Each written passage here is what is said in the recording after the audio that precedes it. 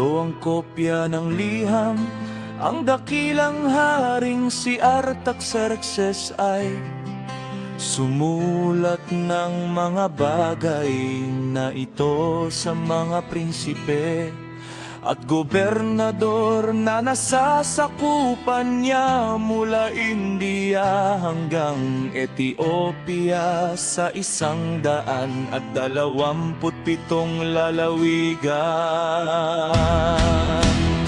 Matapos kong maging Panginoon ng maraming bansa at maghari sa buong mundo, hindi nagkaroon ng kapalaluan sa aking autoridad, kundi ako ay laging kumikilos ng may katarungan at kahinahunan. Nais kong bigyan ang aking mga nasasakupan ng isang tahimik na pamumuhay at butang naging napayapa ang aking kaharian at maging bukas ang daan hanggang sa pinakamalalayong hangganan.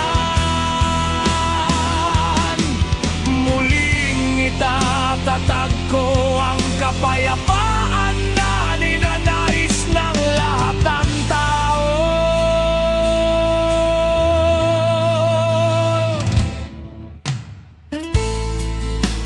Ngayon, nang tanungin ko ang aing mga tagapayo kung paano ito maisa sa katuparan, si Aman na higit sa amin sa karunungan at kilala sa kanyang palaging kabutihan at matibay na katapatan at pinaranggalan bilang pangalawa sa kaharian, ay nagpahayag sa amin na sa lahat ng bansa sa buong mundo ay may nakakalat na isang taong mapaminsala, na may mga batas na salungat sa lahat ng bansa at patuloy na hinahamak ang mga utos ng mga hari.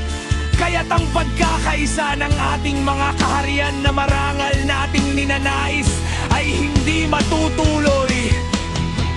Dahil dito, naunawaan namin na ang mga taong ito lamang ang patuloy na sumasalungat sa lahat ng tao. Naiiba dahil sa kakaibang uri ng kanilang mga batas at masama ang hangarin sa ating estado, na ginagawa ang lahat ng pinsalang magagawa nila upang ang ating kaharian ay hindi maging matatag.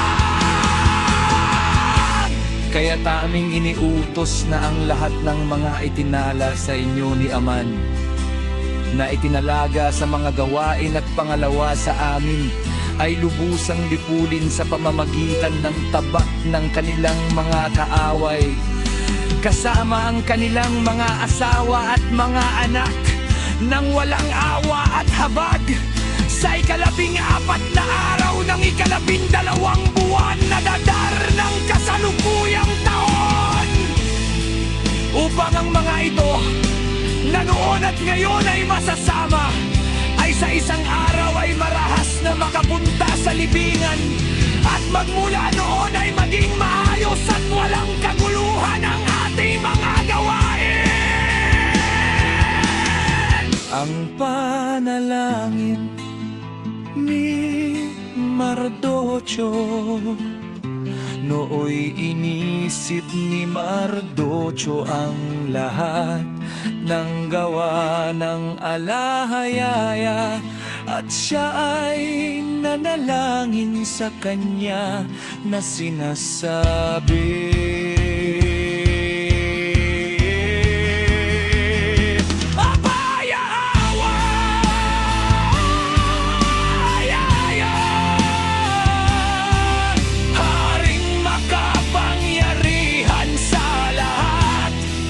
sapagkat nasa iyong kapangyarihan ang buong mundo, at kung iyong ipinasya na iligtas ang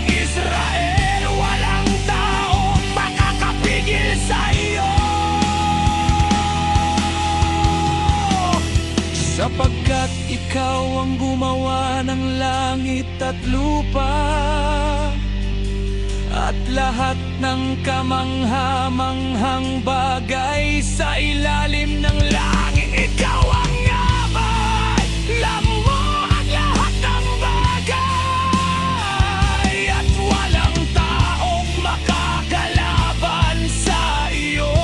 Ikaw na alayon, alam mo ang lahat ng bagay, at alam mo alahaya na hindi dahil sa paghamak, ni sa kapalaluan, ni sa anumang pagnanasa, sa karangalan na hindi ako yumukod kay Aman na mapagmalaki. Sapagkat ako sana ay kontento na, alang-alang sa pagliligtas ng Israel, halika ng mga talampakan ng kanyang mga paa. Ngunit ginawa ko ito upang wag kong unahin ang kaluwalhatian ng tao kaysa sa kaluwalhatian ng alahaya. Nisasamba ako kaninuman maliban sa iyo, o alahaya, abayawa! At hindi ko ito gagawin dahil sa kapalaluan. At ngayon, o alahaya, Aba, Yahawa at Hari, maawa ka sa iyong bayan, sapagkat ang kanilang mga mata ay nakatuon sa amin upang kami ay buksain. Oo, nais nilang lipulin ang mananayo mula pa sa simulan.